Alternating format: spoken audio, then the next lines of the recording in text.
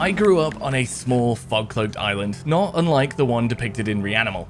I spent my childhood exploring its lush forests, squeezing into my local cinema, and groaning whenever the island disappeared beneath a dense blanket of fog. So from the moment Tarsier Studios' latest nightmare revealed its setting, it already felt eerily familiar. You should leave. While you still can. As a longtime fan of the Swedish developer, known for their work on Little Nightmares 1 and 2, I went into this review with some pretty clear expectations. Now, 15 hours and 3 completions later, I can honestly say REANIMAL is a much bigger kind of nightmare. Just not the one I was expecting. Part of that expectation gap stems from my lingering feelings towards Little Nightmares 3, and I don't think I was alone in feeling underwhelmed by it. This isn't me throwing shade at Supermassive Games for taking over the series. What they delivered was a solid, safe entry that played close to its source material. Its biggest sin, honestly, was the lack of couch co-op. What really bugged me about this whole thing was the timing. Around the same moment in 2023, Bandai Namco announced the new Little Nightmares. Tarsier Studios teased REANIMAL, a co-op horror adventure that frankly looked more like a true Little Nightmares threequel than the actual game itself. In REANIMAL, you play as either boy or girl, two aptly named and questionably dressed siblings on a quest to reunite with their lost friends, Hood, Bandage, and Bucket. God, I love this naming convention.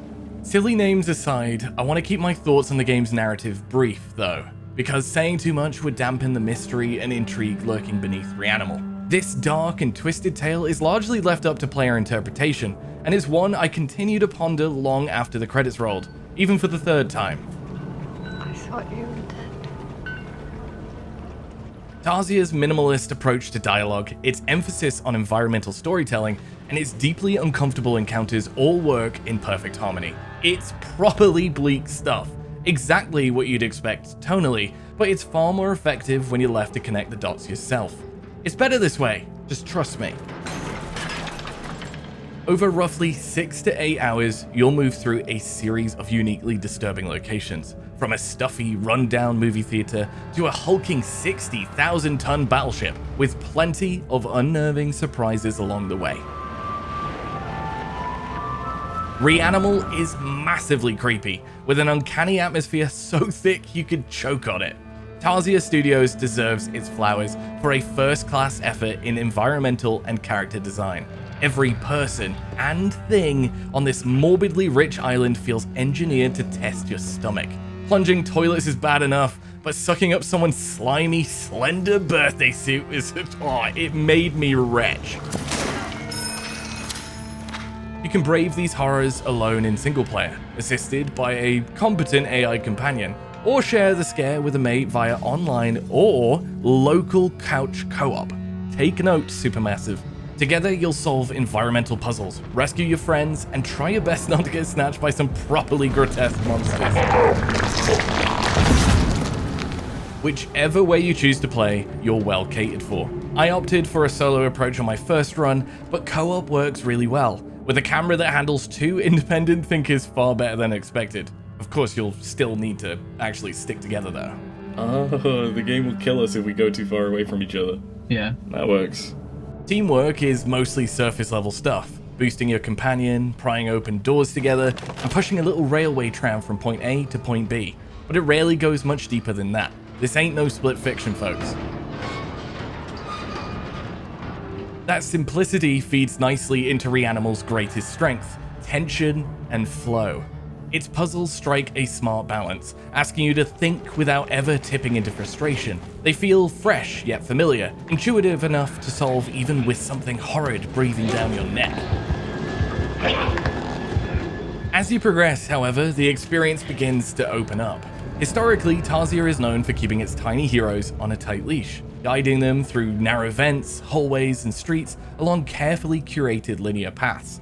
REANIMAL still follows that structure, but it also introduces extended sections of open traversal, most notably large bodies of water navigated by a small wooden motorboat, with sea mines lurking between you and your next destination.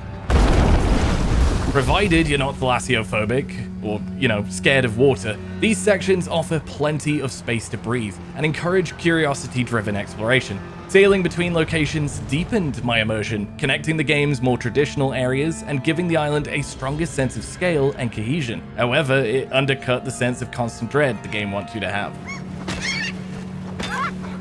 That broader scope is matched by a notable shift in player agency. Tarsier empowers its itty-bitty kids with harpoons, knives, and crowbars, nudging the experience away from pure horror and closer to action and drama. In moments where I'd expect to feel vulnerable and in need of a clean pair of pants, I'm instead clobbering heads, harpooning bloated enemies, and briefly feeling like a bloody action hero. You're still a fragile, squishy kid, of course, and learning when to run and hide remains a large part of this game. But the shift is clear. It's less scary than I expected from Tarsier Studios, yet it never really feels out of place.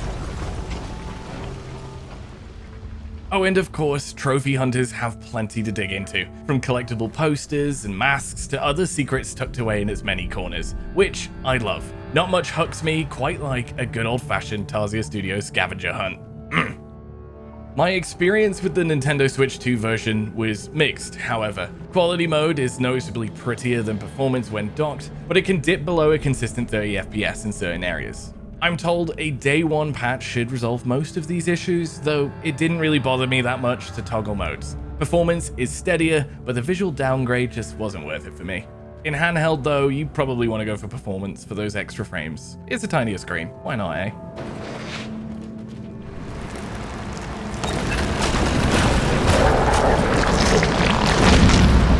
REANIMAL feels like a twisted evolution of the Little Nightmares blueprint. The tension remains sky high, and the nightmare fuel is very much intact, but this time it's paired with action and exploration that feel genuinely fresh. It's easy to judge the game based on what we've seen from Tarsier Studios before, and whilst it looks familiar, its more bombastic approach adds a new layer of narrative complexity, which I'm mostly on board with. REANIMAL is undeniably creepy and well worth picking up on the Nintendo Switch 2. Let me know in the comments what you think of REANIMAL and if you'll be picking it up at launch. For more reviews like this one, make sure to stick with your game friend.